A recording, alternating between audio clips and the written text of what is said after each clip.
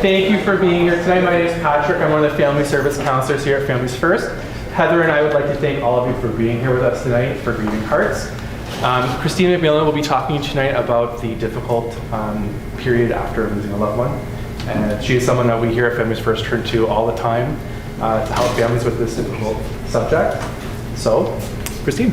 Thank you, Patrick. Thank you so much. Can you hear me back there? There we go. We're good? Okay. I am privileged once again to be here with you all tonight.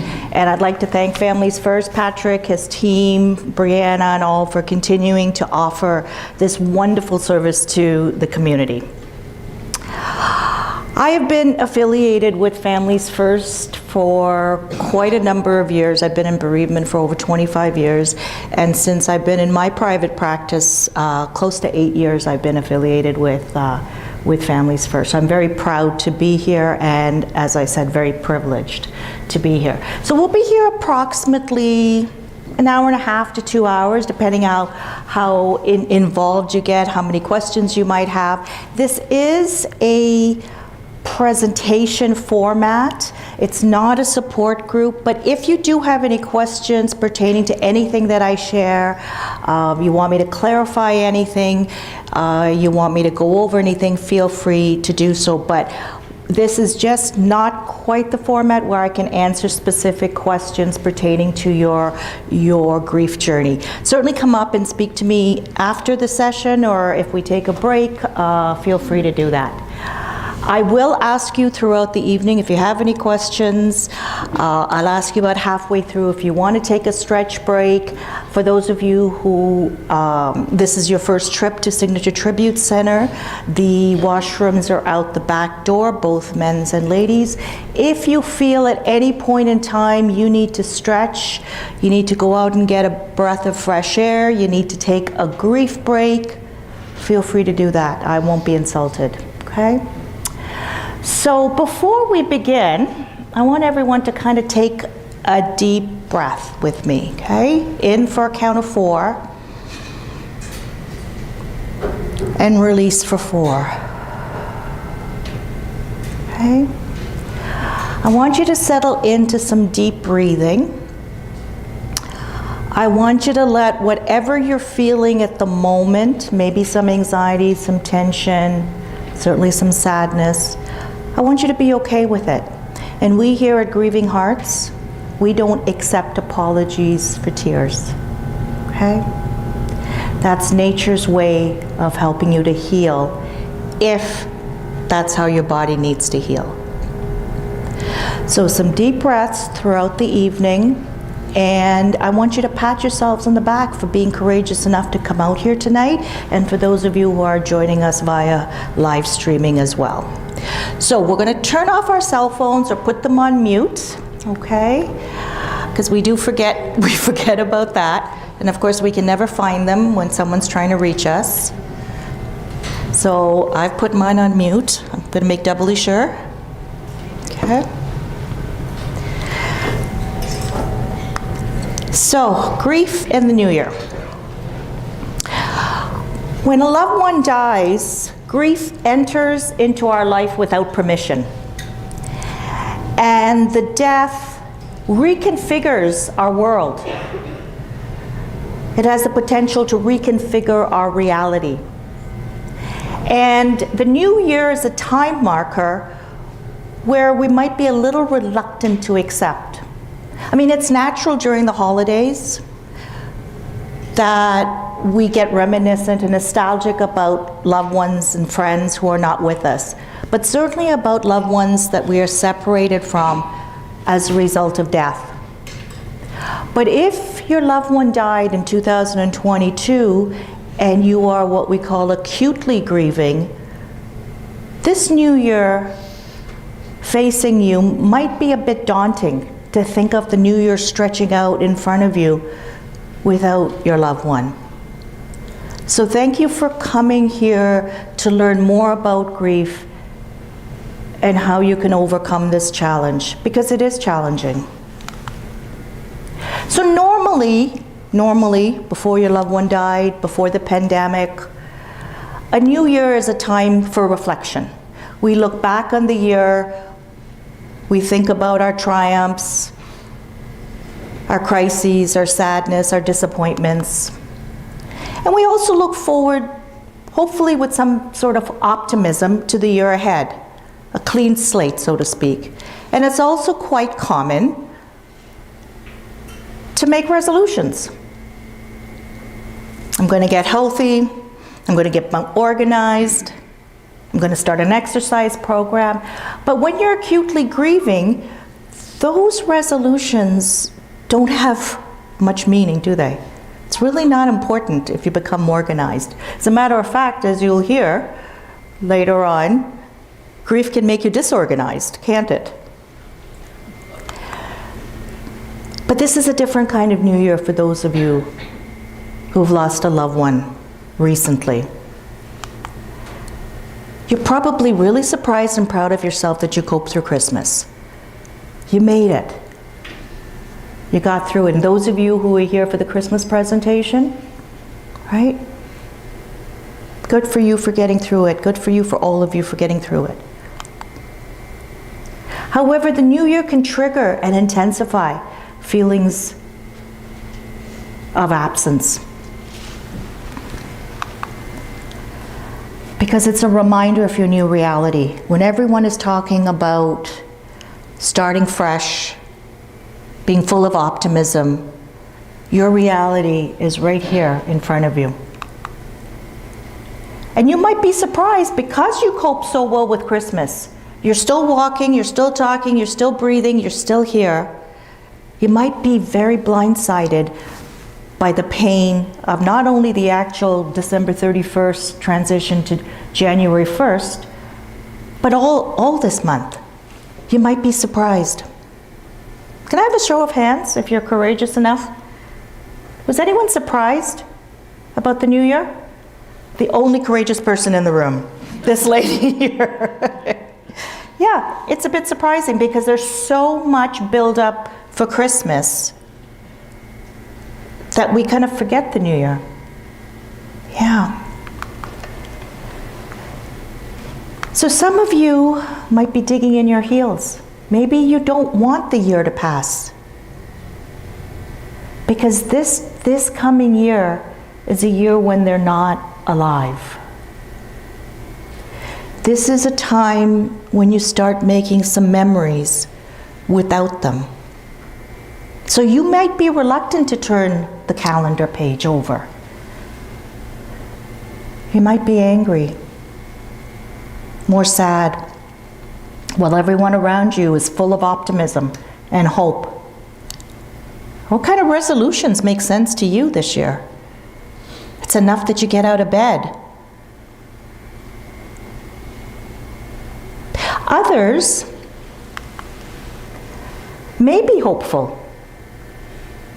I had a close friend whose young wife died. It's coming up actually later this month. 7 years ago, he came home from work and found her deceased. And I remember him saying at the end of that year that he wanted the year to be over with. He was looking forward to that new year. Others might not want the year to come to an end for these very reasons, that it is a reminder that life goes on, and it can feel rather cruel.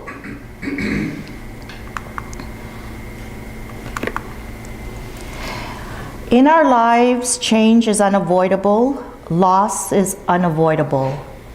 In the adaptability and ease at which we experience change lies in our happiness and freedom. So let's talk a little bit about change, because change has come into your life without your permission, right? Many of us still want what we don't have any longer. So change is inevitable. Think of those people who have survived adversity. And maybe they've gone on to grow as a result. Not that you would have called in adversity in order to grow, but this change happened, this sad and painful change happened. And how are you going to respond to it? Charles Darwin believed that it wasn't necessarily the strongest, the fastest, and the brightest that survived. It was those that were able to adapt to change. How quickly are you able to change the direction of your sails when the wind changes? Hey, that's what we're talking about. How adaptable are you? How flexible are you? Change is, of course, difficult. When we have the mindset that as long as things are the same, we're safe and we're immune, that mindset is not helpful, because we're less likely then to change when crisis enters into our life, or any unexpected. It doesn't even have to be a crisis, just any unexpected change. So if we try to overcome that mindset that if everything's good, it will continue to be good. Not that you have to live in fear, but that you have to be open that things change. That's one constant. Maybe not on our timetable and on our schedule, but that is a fact. Change is life-giving. Now, what the heck does that mean? I'm sure you don't feel that way right now. When we respond positively to change, not that we're not sad and we're not upset, but we make a decision at some part in the process that we're going to respond, we're going to be the best version of ourselves, we uncover strengths about ourselves that we never knew we had, because we were never pushed to that point. We have much more strength than we ever believed we do. I had a conversation with one of my clients last night who lost her partner suddenly in a workplace accident. He would have been 39 later this week. And she said, we weren't promised anything. And she was grateful for the 16 years that they did have together. Very sad that he's no longer in her life, but also understanding that she wasn't promised anything. And change is also faith in the process. So again, think about people that you find intriguing, that rarely say no to a challenge, that take life head on. They kind of go with life rhythms, right? They go with the flow of things. They accept defeat. They get up when they fall off the horse. They dust themselves off. And they don't fight the cycle of life. And so it takes a lot of patience and maturity and strength to move through this change that's come into your lives as a result of the death of your loved one. So what are we talking about when we're talking about grief? Okay? What is this thing? So when we think about grief, we normally think about emotions. And these are very strong emotions that are demanding your attention. And it behooves you to pay attention to it. Pay attention to it now so it doesn't build up and potentially destroy you. It will affect your physical health. It will affect your mental health. It has the potential to affect your social relationships. But we do live in a society that doesn't honor our emotions. But they're authentic. But grief also does strange things to our minds, our bodies, and our spirits as well. So grief is stress. Stress affects our bodies.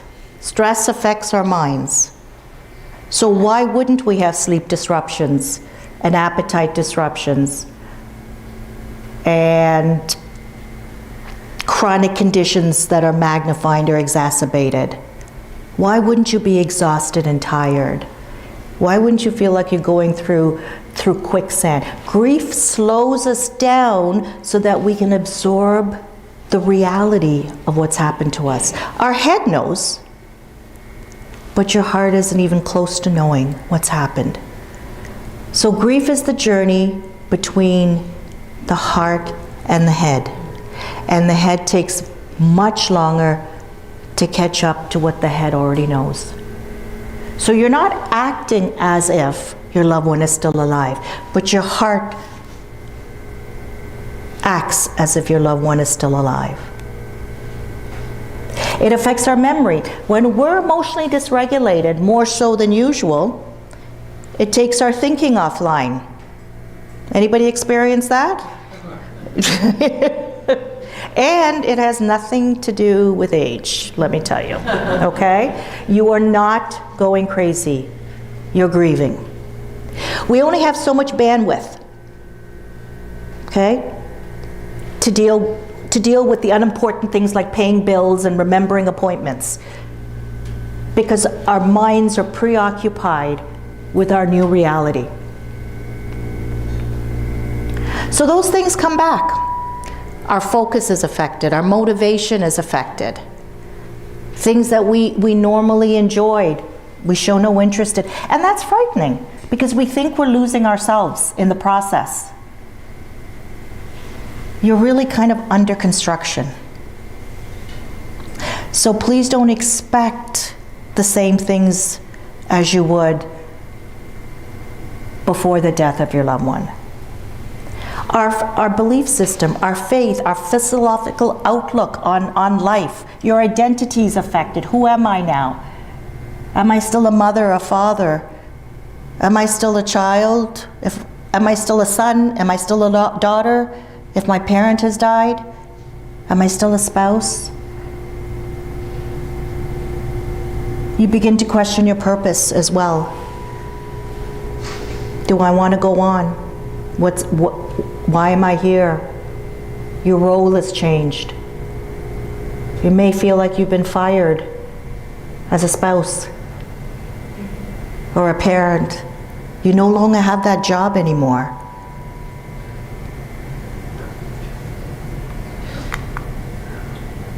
So you don't feel like yourself.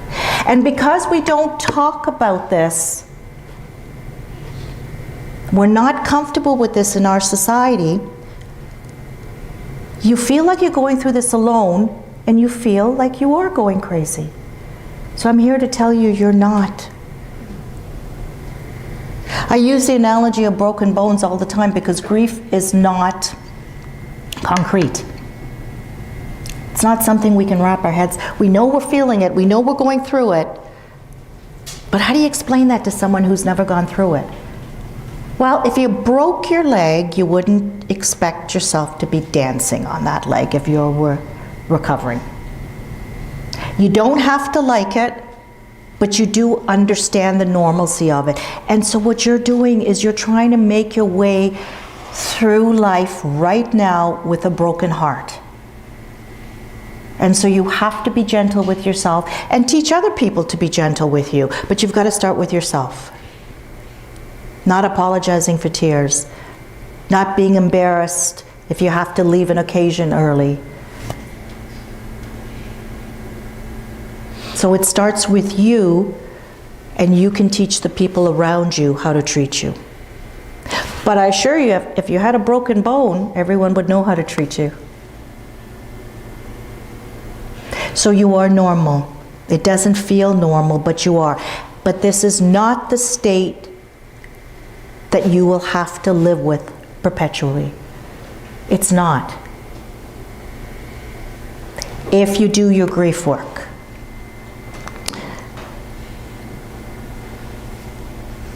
So, what's grief work? How do I get through this?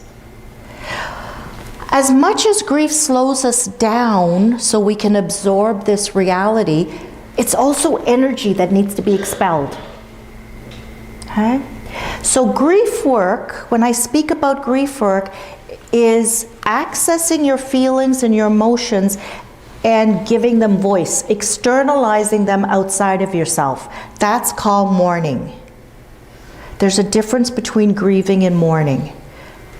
Grief is what happens to you emotionally, physically, spiritually, cognitively, whether you like it or not. But you have a say in how you get through it through mourning. And that's action. So it's not just time that's gonna heal. You have to create conditions where your heart heals. And mourning is talking, crying, writing, drawing, using art, music, making something, doing something in memory of. It's externalizing how I feel inside. And I never prescribe one way or the other for any of the bereaved people I work with. I hope I help them find whatever it is that they feel most comfortable. I had a new client this week who is a yoga and meditation teacher, and she says movement is just part of my life. And I said, wonderful, wonderful. And then she told me that she's got an art room in her home for her and her children, a designated room where they can go and do art. And she says, I can see myself using that now as a place to do also my mourning. So whatever feels comfortable to you. But the secret is to access it, name it, and release it. When I have clients come and see me, or I do a session over video with them, nothing magical happens except that they've done their mourning for that 50 minutes, and they suddenly feel a little lighter and better. Their reality hasn't changed, but by their grief work, they're releasing the pain and they're processing it that way. And I know that might be hard to conceptualize, but the it doesn't get better because that's your new reality. We need to work at fitting ourselves into our new reality, and we do that through mourning. Any questions about that? Would you like me to go over that again, what grief is and mourning? No? So grief is what's happening to you, but I'd want to know how you're doing your mourning. I know you're all grieving here, unless you're here supporting people. But what are you doing in terms of mourning? I'm not going to make a talker out of someone or a crier. But find whatever way is most comfortable to you. And it could be a combination of anything. Now, what we don't want to engage is mourning avoiding behaviors. Because if we distract ourselves too much, if we repress it, if we ignore it, it spells trouble. And we're easily led that way by society. We want to move you away from your pain, right? We want to take you to happy movies. We want to invite you to parties. They tell you to keep busy. We're moving you away from it instead of helping you through it. And so we tend to do that ourselves by keeping busy, by self-medicating, by not talking about it, by avoidance. Some of it is normal. We do need some distractions, but not at the cost of not dealing with the strong emotions that are demanding attention. So when we distract, when we repress, when we ignore, we run the risk of experiencing any one of these types of grief that really are derailed grief. We get in the way of the normal process of mourning by not mourning. And then we run the risk of experiencing delayed or grief, disenfranchised grief, or prolonged grief. And then you be coming to me for grief therapy instead of grief counseling.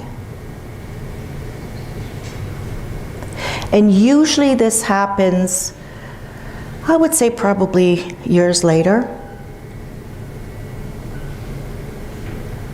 where you realize that there's a pattern and that it could be related to unresolved grief. We'll always dance with our grief because we'll never not love. We'll never not miss. But we do want to get to the point where our heads and our hearts are aligned so that it becomes part of us and doesn't distract us anymore. So this is what happens when normal grief gets derailed.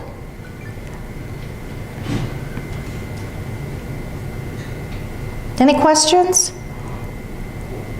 So here are some danger signs. So when your feelings, and I'm talking a year and a half, 2 years, maybe 3 years later, depending on your circumstances. I'm not talking 6 months. I'm not even talking a year after. Because sometimes you could still be in a state of shock after a year, depending on the circumstances of your loved one's death. So danger signs are when the grief intensifies, or they don't subside, or there's still a suspended state of disbelief. Maybe you're preoccupied with the death. Maybe you avoid familiar places, or you're constantly drawn to it. Maybe you find that your life has no meaning. You haven't been able to find any type of purpose years later. Bitterness and anger and rage is appropriate when you're acutely grieving, not years later. That only harms you if you're still holding on to that. Certainly any self-destructive thoughts of suicide, self-harm, or if you feel that you're cut off from other people. You're here but not here.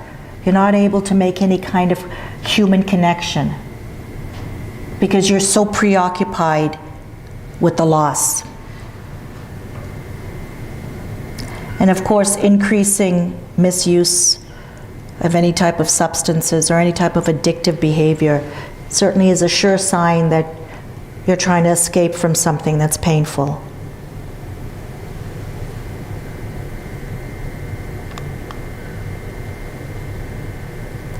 We all yearn for what we have lost, but sometimes we forget what we have. So one of the things I tell the people I work with is that you can hold your sadness and pain alongside gratitude. Those two are not incongruent. Now, you may struggle to find things you're grateful for, but I think certainly in this society, we can all find something to be grateful for. So those two things are not incongruent. It's very difficult to be truly happy and sad at the same time. And I wouldn't expect you to be truly happy right now if you're acutely grieving. But one of the positives I look for with my clients is, can they show some gratitude for what's still in their life while still being sad and missing their loved one?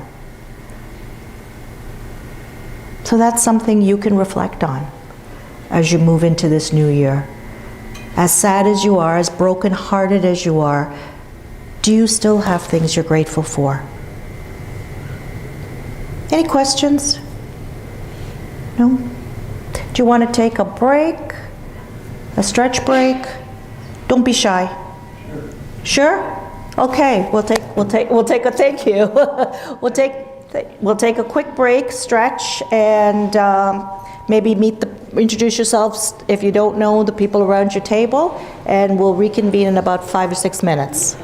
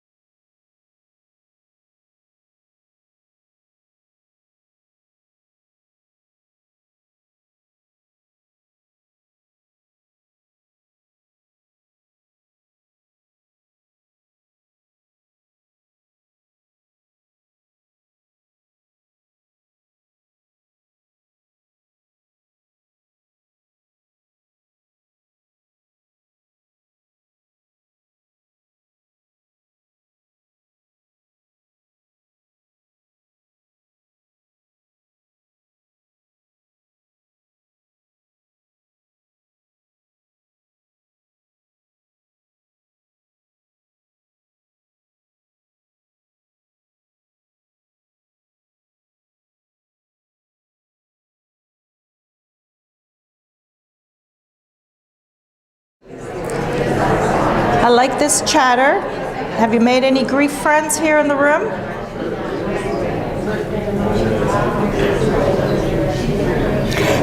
There is something about coming out to these presentations. You know, it reminds us that we're not alone in our pain. It reminds us that there are a lot of people that we stand in line with, pass in the streets, that are also hurting, right? Because if we've chosen to attach, we run the risk of grief. So any question? For a large group, you're very quiet. Not a break, but you're very quiet. Any questions? You want me to go over anything? What's that? No? You're too shy? Okay. So, let's get to the second part, and the challenge of grief or grieving in the new year.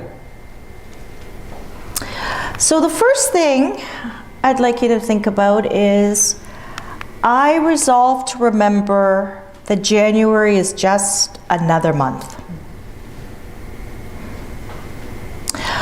January 1st, January 2nd, it's just another day. It's whatever significance you give it. Just like if you're having a tough day, you can start it all over again at any moment.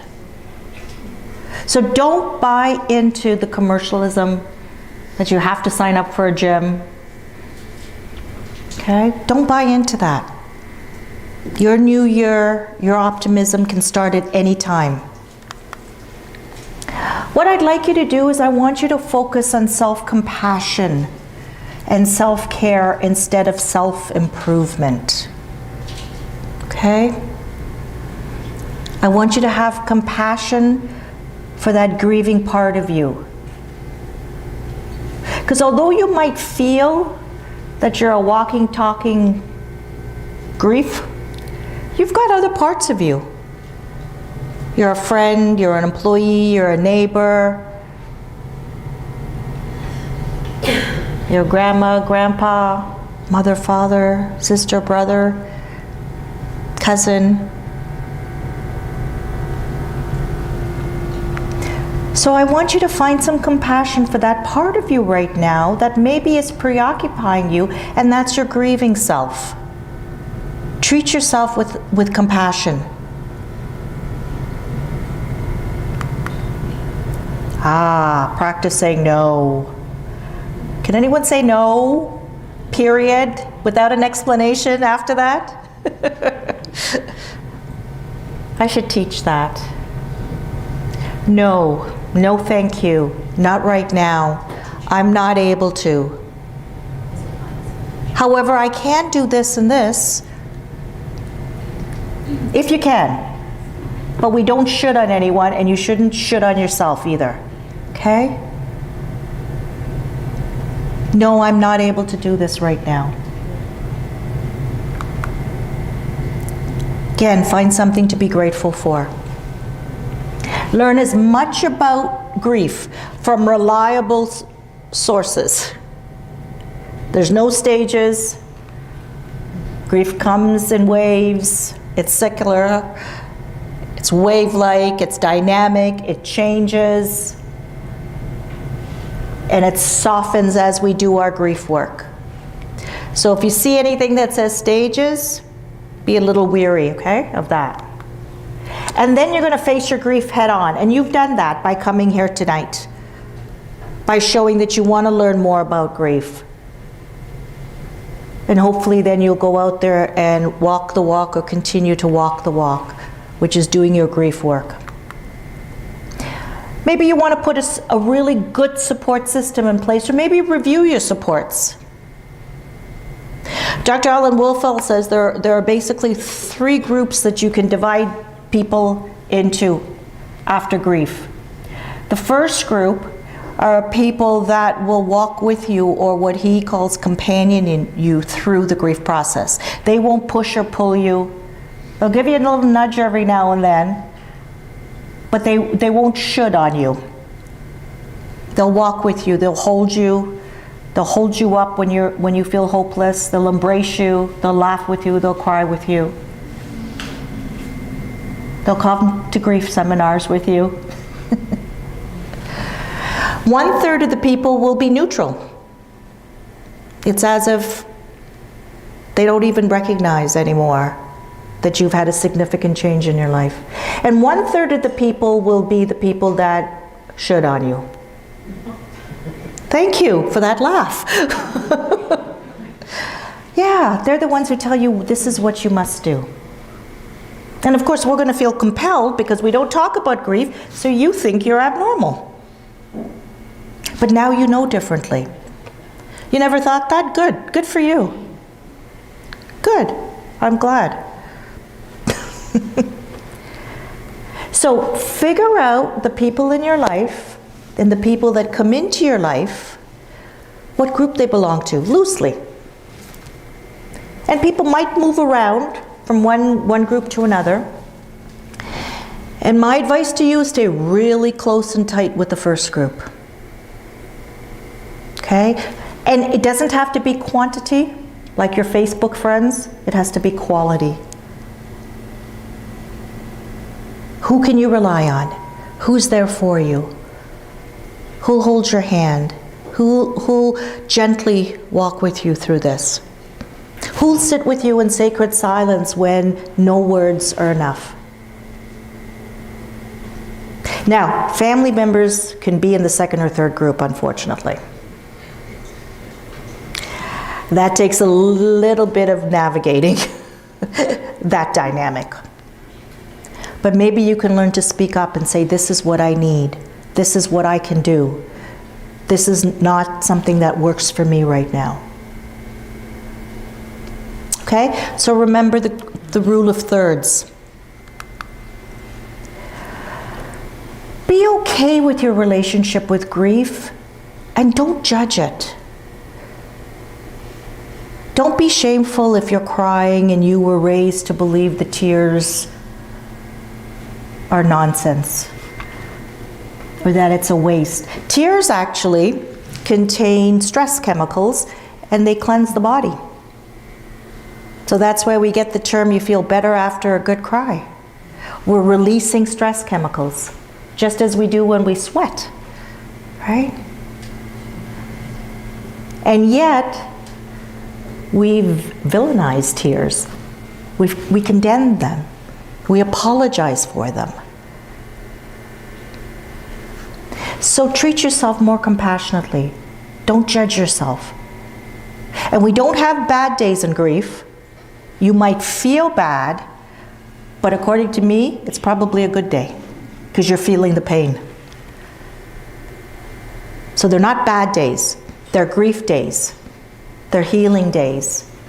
You might want to call them, if your loved one was Perry, you might want to call them, this is a Perry moment, a Perry day.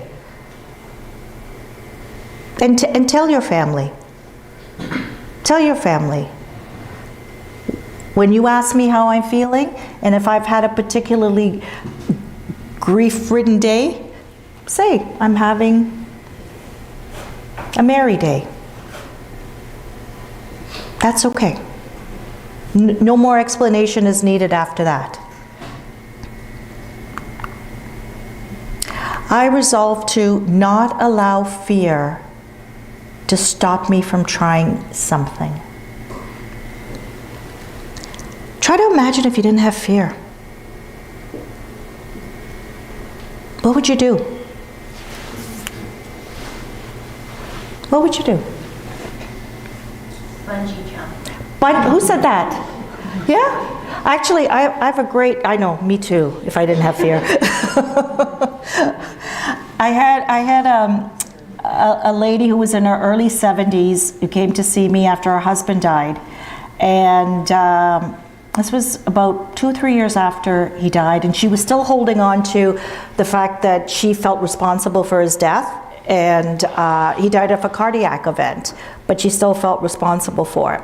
So we worked through that, and at the end of our time together, I asked her, is there anything that you always wanted to do that you haven't been able to do because you were wife and mom and grandma. And she says, yeah, I want to jump out of a plane. And, you know, I took my breath away and I said, she says, yeah, one of my grandsons teaches that and I would love to do that. I've always wanted to do that, but I've never done it because everyone else came first. And I asked her to call me if she ever did that, and she did. She jumped out of a plane with her grandson. So, let me know if you bungee jump, okay?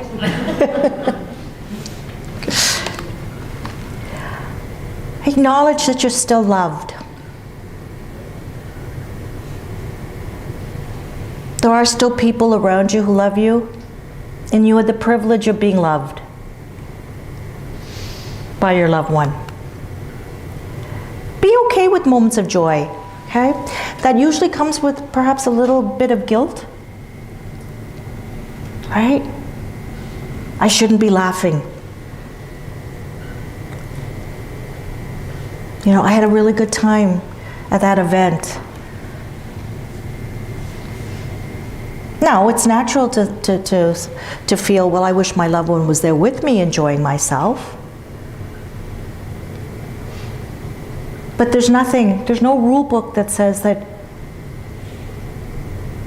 you can't enjoy yourself. It doesn't mean you love them any less or miss them any less. I give you permission to keep talking about your loved one.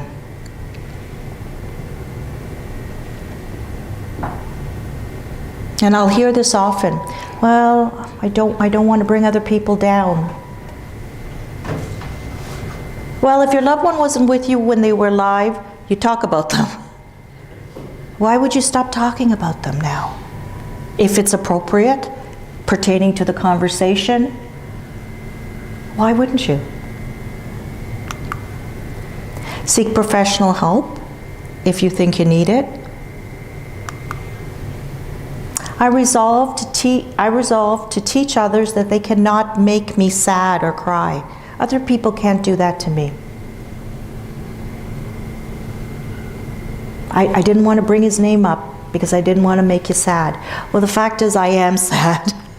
It doesn't matter. But I like to hear his name or her name. That tells me you haven't forgotten. Right? I resolve to remember that others may not always understand my pain. And on the flip side, because someone has gone through a similar grief experience, do not assume that they understand your pain either, because they may not have done their grief work. They may have been one of the ones that thought that grief was a sprint, not a marathon, and they rushed through the process, but they didn't deal with it. So you need to get to know the person to find out if they've done their work, their grief work. I resolve to recognize and celebrate my strengths. You may not feel that way. You may feel broken, but we all still have strengths. Focus on what you can do. Grief kind of takes care of the things you can't do. So focus on the things that you can do within your capacity. Smile. It's okay. Find something to be grateful for. If you're not able to live one day at a time, break it down to one moment at a time. And then what you'll do is you'll string moments together and days together and then weeks together. So don't think of the new year unfolding, think of just this moment. Because we can usually get through a moment of pain, but it's overwhelming to think of a year of pain.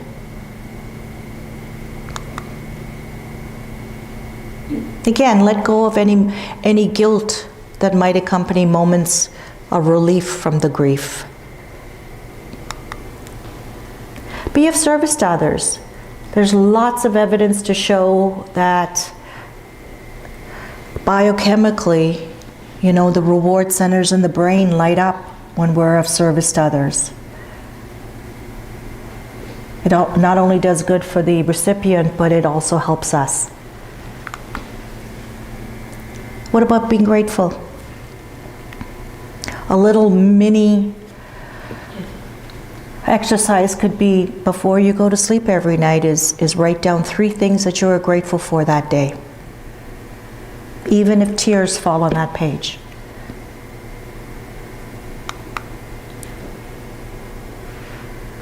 A continuing bond will naturally emerge, mostly naturally emerges after you've done your grief work. Towards the end of your really hard grief work. And that is when we've internalized their memory and we've developed another type of relationship with them, and we do something in honor of them.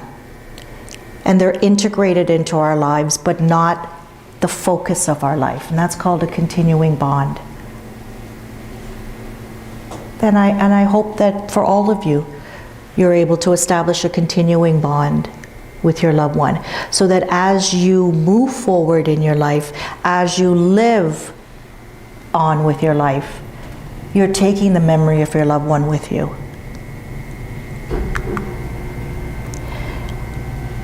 And be willing to see life beyond loss by setting your intention. You may not feel hopeful, but you're here tonight. So I know all of you have some amount of hope that you will get through this. In every heart, there is an inner room where we can hold our deepest pain and our greatest treasures. So the very heart that's breaking is the heart that loved.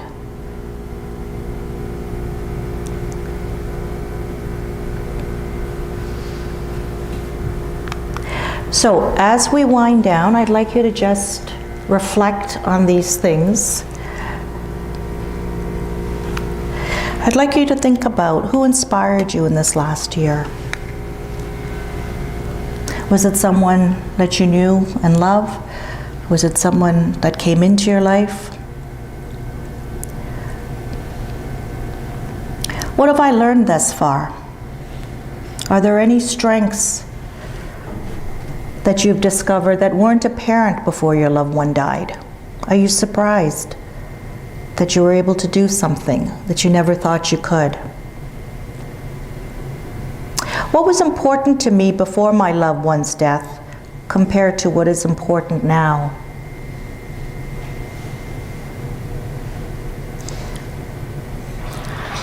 How has this experience impacted my values and how I choose to live my life? Are you living your life even though it might not seem like you're living it right now? But is it consistent with your values?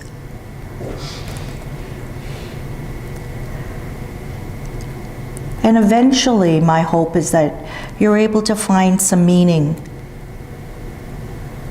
in this grief experience.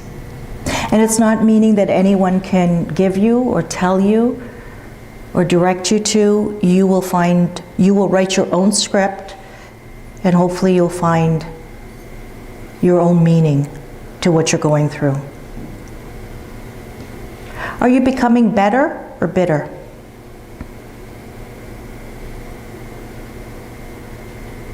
And the difference is one letter, I. And you've got to make that choice at some point in time. Are you going to carry this grief in this amount the rest of your life and let it define you?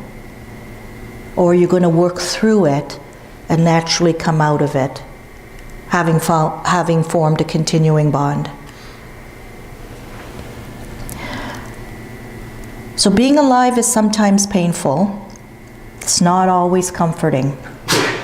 Promise yourself to continue this journey until you feel joy again. And I'm going to end with this last quote by Nelson Mandela. I hope that your choices reflect your hopes and not your fears. Thank you for being courageous enough to come out tonight. Take it one moment and one day at a time, and I wish you all well in your journey. Thank you to Families First, and thank you for coming out. Good night, everyone. Have a safe drive home. Thank you.